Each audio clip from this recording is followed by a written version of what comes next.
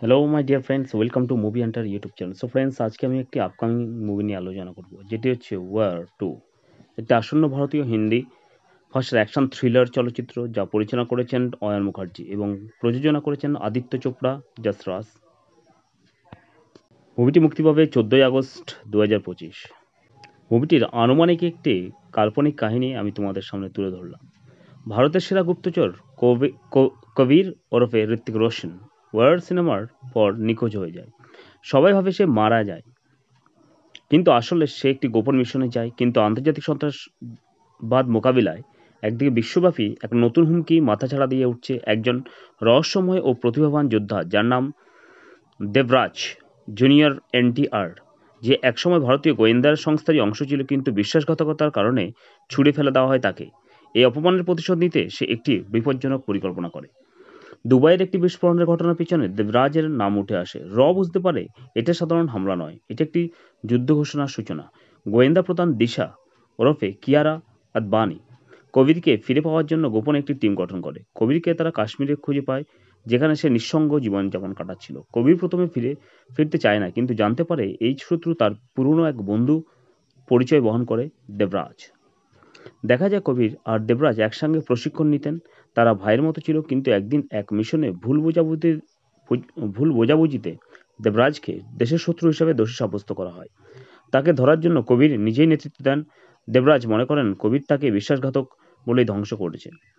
দেবরাজ এখন শুধু প্রতিশোধ নিতে চায় না, সে চায় ভারতের গোয়েন্দা নেটওয়ার্কেই ভেঙে দিতে। দেবরাজ আন্তর্জাতিক অস্ত্র ব্যবসায়ীদের সাথে জোট বেঁধে ভারতে একসাথে কয়েকটি শহরে হামলা চালানোর পরিকল্পনা করে। কবির ও দিশার টিম বিশ্বজুড়ে ছুটতে থাকে। সালামাঙ্কা, আবুধাবি, প্যারিস, সবখানেই তাদের থামাতে ব্যর্থ হয়। এদিকে কবির বুঝতে পারে দেবরাজ শুধু প্রতিশোধ নয়, ন্যায় বিচার চায়। তার সাথে শেষবারের মতো কথাও বলার চেষ্টা হয়, কিন্তু দেবরাজ তাকে বলে, তুই আমার বন্ধু ছিলি, এখন আমি তোর কবর প্রস্তুত করছি। শেষ লড়াই মুম্বাই শহরে। দেবরাজ পারমাণবিক পারমাণবিক তথ্য হাতিয়ে নিয়ে ভারতকে ব্ল্যাকমেল করে। কবির একা ঢুকে পড়ে তার ঘাঁটিতে।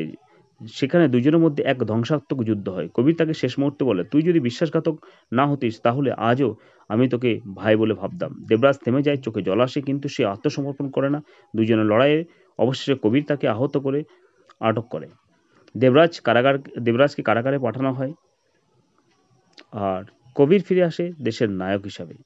দিশা ও কবিরের মধ্যে একটা রোমান্সের ইঙ্গিত দেখা যায়, কিন্তু কবির জানে এই যুদ্ধ শেষ হয়নি। নতুন হুমকি সবসময় অপেক্ষা করে থাকে। সিনেমাটির আনুমানিক ক্লাইম্যাক্সে দেখা যায় একটি ক্লিফ হ্যাঙ্গারে এক নতুন মুখ পর্দায় আসে, যাকে দেখে বোঝা যায় যে সে হবে YRF স্পাই এবং ইউনিভার্সের পরবর্তী ভিলেন।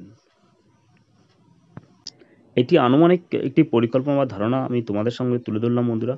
তো পুরো মুভিটির আস্বাদ পেতে হলে আমাদের সকলকে সিনেমা হলে টিকিট কেটে আমাদের দেখতেই হবে, এবং মুভিটি মুক্তি পাবে তোমরা জানো 14ই আগস্ট 2025 সালে। ও মুভিটির প্রধান চরিত্রে যারা অভিনয় করেছে তাদের নাম আমি একটু আবার আলোচনা করব। তারা হলেন ঋত্বিক রোশন, মেজর কবির রূপে তাকে দেখা যাবে। জুনিয়র NTR একজন রহস্যময় এবং শক্তিশালী প্রতিপক্ষ। নেক্সট হচ্ছে কিয়ারা আদবানি, একটি গুরুত্বপূর্ণ চরিত্র দেখা যাবে। সব মিলিয়ে মুভিটি যে একটি আকর্ষিত মুভি হতে চলেছে সেটি বলার অপেক্ষা রাখে না। সো ফ্রেন্ডস, চলো মুভিটি মুক্তির জন্য আমরা সকলে অপেক্ষা করতে থাকি।